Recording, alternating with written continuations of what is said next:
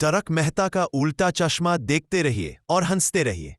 Video की शुरुआत होती है गोकुलधाम सोसाइटी की एक ताज़ा चमकती सुबह से, जहां आत्माराम भिड़े अपने स्कूटर सखाराम को प्यार से नहला रहे होते हैं।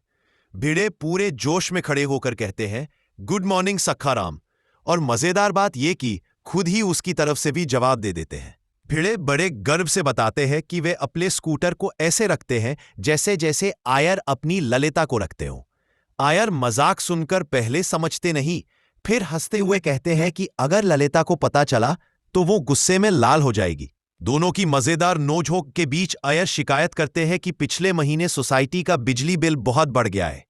आयर की बातों से साफ है कि वे अपने सचिव होने के कर्तव्यों को लेकर बहुत गंभीर है। यहां आता है एपिसोड का सबसे हंसोड़ा सीन। जेठालाल रोज की तरह घर की बालकनी से सूर्य देव को जल चढ़ाते हैं, लेकिन नीचे खड़े आयर पर ही पानी गिर जाता है। आयर गुस्से गुस्से में कहते हैं, जेठालाल सूरज को नीचे देखकर जल अर्पण करो। जेठालाल तर्क देते हैं, भगवान को ऊपर देखकर ही जल अर्पण होता है, नीचे देखकर नहीं। इस बीच कई बार पहले भी सोसाइटी वाले भीगे हैं, कभी पानी और कभी लोटे का प्रसाद भी। ये सुनकर आयर और जेठालाल की लड़ाई और मजेदार हो जाती है। तप्पू सेना बाहर जाने की तैयारी में होती है। भिड़े पूछते हैं, कहाँ जा रहे हो? तप्पू तुरंत जवाब देता है, हम नहीं बताएंगे। लेकिन भिड़े अपनी क्लासिक लाइन बोल देते हैं, जब छोटा बाहर जाए तो बड़े को बताकर जाना चाहिए। तप्पू मजे से जवाब देता है कि जब बड़े जाएं तो छोटे को क्यों नहीं बताते। इस मासूम सी बहस में सोनू पहले मना करती रहे, फिर भिड़े के कहने पर मान भी जाती है।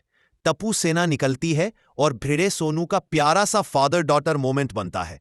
इसके बाद दिखाया जाता है कि बाहर बहुत गर्मी है। सोनू और गोकुलधाम के बच्चे मिलकर दाना और पानी रखते हैं। दर्शकों को मैसेज मिलता है कि गर्मी में पक्षियों का ख्याल जरूर रखना चाहिए।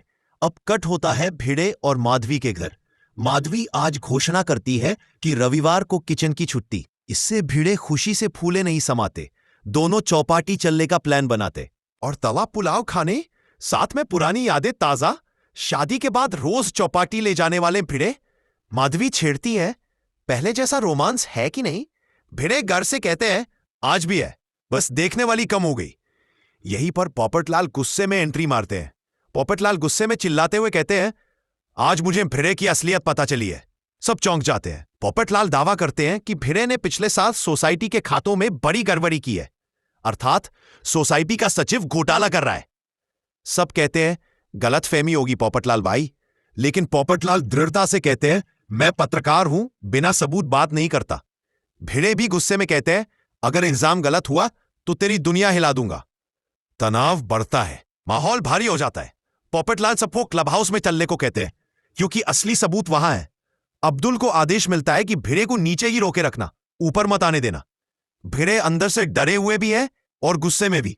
सोसाइटी के हर मेंबर के चेहरे पर चिंता साफ दिखती है, कहीं यह सच